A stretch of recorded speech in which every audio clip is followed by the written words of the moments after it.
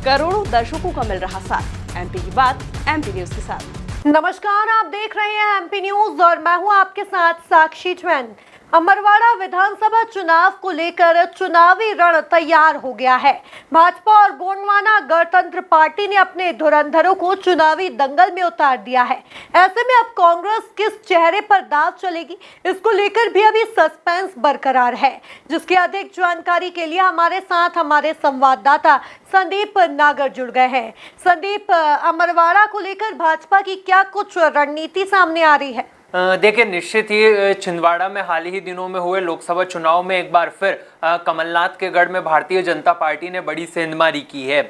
तो वहीं अब अमरवाड़ा उपचुनाव को लेकर भी भारतीय जनता पार्टी ने अपनी रणनीति तैयार कर ली है और उसी कड़ी में भारतीय जनता पार्टी ने अपने तमाम धुरंधरों को जो है वो एक्टिव कर दिया है। तमाम दिग्गज नेताओं की जो सक्रियता है वो आने वाले दिनों में अमरवाड़ा में बढ़ने वाली है और शायद यही कारण है कि आज खुद सीएम मोहन यादव ने भाजपा प्रत्याशी कमलेश शाह के लिए चुनाव प्रचार में दम भी दिखाया। हालांकि बरसात के कारण कहीं ना कहीं थोड़ी दुविधा जरूर उत्पन्न हुई है, लेकिन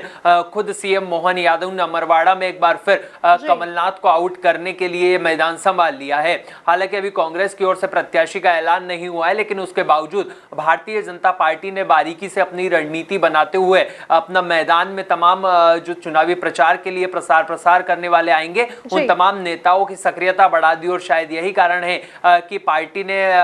2 दर्जन से ज्यादा दिग्गज नेताओं को स्टार प्रचारक के रूप में अमरवाड़ा सीट के लिए नियुक्त किया है। वहीं आज की अगर हम बात करें तो सीएम मोहन यादव आज खुद एक बड़ी जनसभा को संबोधित करने वाले थे। वही भाजपा प्रत्याशी कमलेश शाह के नामांकन रैली में भी वो शामिल होने वाले थे, लेकिन पानी की वजह से कहीं ना कहीं जो प्रचार प्रसार की रैली थी उसमें थोड़ी दुविधा उत्पन्न हुई है। तो कहा जा सकता है कि भारतीय जनता पार्टी अपनी पूरी रणनीति के साथ एक बार फिर भाजपा प्रत्याशी कमलेश शाह को जिताने के लिए जुट चुकी है और कहीं ना कहीं कांग्रेस को एक बार फिर अमरवाड़ा विधानसभा के उपचुनाव में एक बार फिर चुनौती देने के लिए पूरी भारतीय जनता पार्टी एक्टिव हो गई है। और उसी का नतीजा है कि सीएम मोहन यादव, वीडी शर्मा, शिवराज सिंह चौहान, केंद्रीय मंत्री ज्योतिरादित्य सिंधिया और यूं कहे कि कई दिग्गज नेता जो केंद्र से अपना ताल्लुकात रखते हैं उन तमाम दिग्गज नेताओं को अमरवाड़ा विधानसभा में चुनाव प्रचार के लिए आने वाले दिनों में हम देख सकेंगे। और अगर आज की बात करें या फिर आने वाले दिनों की हम बात करें तो भारतीय जनता पार्टी बारीकी से अपना तमाम रणनीति के तहत आगे बढ़ती हुई नजर आएगी और बूथ के कार्यकर्ताओं को कहीं ना कहीं मतदान के दिन सक्रियता रहने की जो हिदायत है वो वीडी शर्मा की ओर से दी गई है। तो कहा जा सकता है कि भारतीय जनता पार्टी रणनीति के तहत अमरवाड़ा में आगे बढ़ती हुई नजर आ रही है। अब देखना होगा कि कांग्रेस की ओर से क्या कुछ प्लान जो है वो तैयार किया जाता है। संदीप, अमरवाड़ा के सियासी समीकरण किस ओर इशारा करते हैं? देखिए, अगर अमरवाड़ा के सियासी समीकरण की हम बात करें तो कहीं ना कहीं काफी दिलचस्प ये सियासी समीकरण है। अगर अमरवाड़ा विधानसभा सीट को हम देखें तो अभी तक 14 बार यहाँ पर चुनाव हुए हैं, जिसमें से 11 बार कांग्रेस ने कहीं ना कहीं चुनाव जीते हैं। तो वही 2 बार ही महज भारतीय जनता पार्टी चुनाव के दंगल में जीत हासिल कर पाई है। तो वहीं एक बार जीजेपी ने पूरी दमखम के साथ चुनाव लड़ा था जिसमें वो जीत गई थी। साल 2003 में कहीं ना कहीं जीजेपी ने इस विधानसभा सीट पर जीत हासिल की थी। ऐसे में अब सियासी समीकरणों की अगर हम चर्चा करें तो कहीं ना कहीं भारतीय जनता पार्टी के साथ जीजेपी ने भी अपने प्रत्याशी को चुनावी दंगल में दम दिखाने के लिए उतार दिया है। तो ऐसे में कहीं ना कहीं जीजेपी की ओर से उतारे गए प्रत्याशी ने कांग्रेस की चिंता जो है वो बढ़ा दी है, क्योंकि आदिवासी वोट बैंक जिस तरीके से ये सीट भी आरक्षित है और आदिवासी वोट बैंक पर कांग्रेस के साथ जीजेपी की अच्छी पकड़ मानी जाती है। वही पिछले अगर विधानसभा चुनाव को उठाकर देखें तो कहीं ना कहीं पिछले विधानसभा चुनाव में भी जीजेपी तीसरे नंबर पर रही थी और कांग्रेस जो है वो पहले नंबर पर जीत कर आई थी। तो ऐसे में कहीं ना कहीं कमलेश शाह ने जिस तरीके से पार्टी में दल बदल किया था और कांग्रेस का हाथ छोड़कर भारतीय जनता पार्टी का भगवा ओढ़ लिया था, उसके बाद में तमाम समीकरण जो हैं वो अब अलग तरीके से बनते हुए सीट पर दिखाई दे रहे हैं। हालांकि अगर कांग्रेस और जीजेपी एक साथ चुनाव के दंगल में दम दिखाती हुई नजर आती तो कहीं ना कहीं चुनाव का जो रोमांच है वो और ज्यादा बढ़ता, लेकिन अब ये मुकाबला त्रिकोणीय हो गया और दोनों ही राजनीतिक पार्टियां जब भाजपा और कांग्रेस कांग्रेस जीत का दावा कर रही है, तो जीजीपी भी कहीं ना कहीं पूरे दमखम के साथ चुनाव में दम दिखाती हुई नजर आ रही है। अब देखना होगा कि जैसे जैसे चुनाव के प्रचार प्रसार का समय आगे बढ़ता है और कांग्रेस अपने प्रत्याशी का ऐलान करती है, तो कांग्रेस की ओर से किस प्रत्याशी पर अपने अंतिम मोहर जो है वो लगाई जाती है और किस चेहरे के तहत भारतीय जनता पार्टी कमलेश शाह के नाम पर जिस तरीके से आगे बढ़ रही है, तो भारतीय जनता पार्टी कितने आत्मविश्वास के साथ चुनाव लड़ती हुई नजर आती है। हालांकि अगर अभी की वर्तमान स्थिति की और परिस्थिति की बात की जाए तो काफी रोमांचक ये मुकाबला हो गया और काफी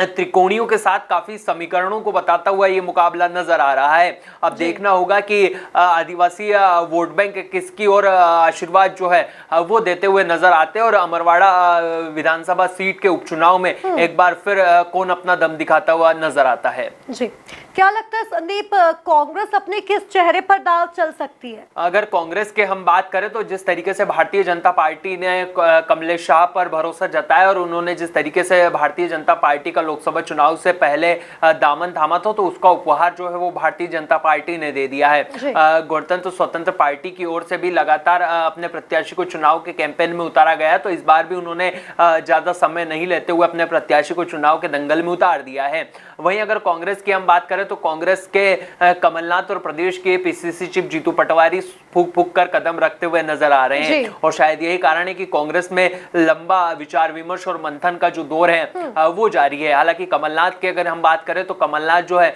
वो चंपालाल दुर्वे के पक्ष में नजर आ रहे हैं, जिसको लेकर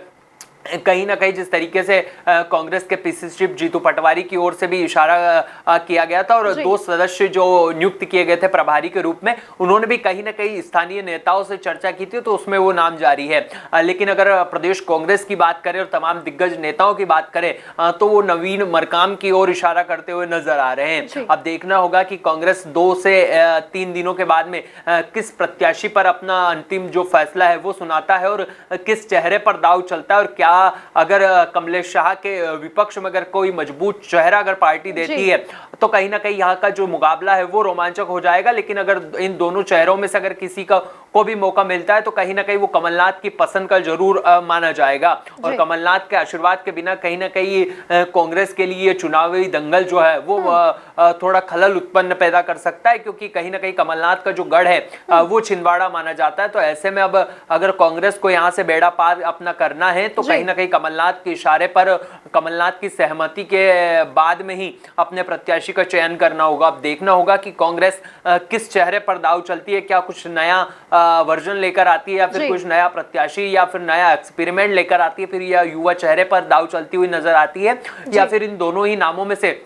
किसी एक नाम पर अपने अंतिम जो फैसला है वो पीसीसी चीफ जीतू पटवारी और दिल्ली दरबार की ओर से दिया जाता है, या आने वाले दिनों में देखना होगा। लेकिन अभी अमरवाड़ा विधानसभा के उपचुनाव में देखा जाए तो भारतीय जनता पार्टी ने अपनी कसावट शुरू कर दी है, अपनी जमावट शुरू कर दी और तमाम कार्यकर्ताओं की एक्टिविटी बढ़ा दी है। तो वही कांग्रेस भी रणनीति के तहत अपने प्रत्याशी की खोज में पूरी तरीके से मैदान संभाले हुए नजर आ रही है। अब देखना होगा कि जीजीपी जिस तरीके से पूरी दमखम के साथ चुनाव लड़ती हुई दिखाई दे रही है, तो क्या कुछ नए समीकरण जो है वो बनते हैं और भारतीय जनता पार्टी और कांग्रेस के बीच में क्या जीजीपी इस विधानसभा सीट के उपचुनाव में कमाल करती है या फिर कुछ नया ही मुकाबला इस बार हमको इस विधानसभा सीट पर देखने को मिलता है। जी, बहरहाल छिंदवाड़ा की अमरवाड़ा सीट पर उपचुनाव होने हैं, जिसको लेकर भाजपा ने तो अपने प्रत्याशी का ऐलान कर दिया है, लेकिन कांग्रेस का अभी भी सस्पेंस बरकरार है। अब देखना होगा कि कांग्रेस अपने प्रत्याशी का कब तक ऐलान कर पाती है और यह बाजी किसके हाथ लगती है। तब तक के लिए आप बने रहिए एमपी न्यूज के साथ। नमस्कार। करोड़ों दर्शकों का मिल रहा साथ, एमपी की बात एमपी न्यूज के साथ।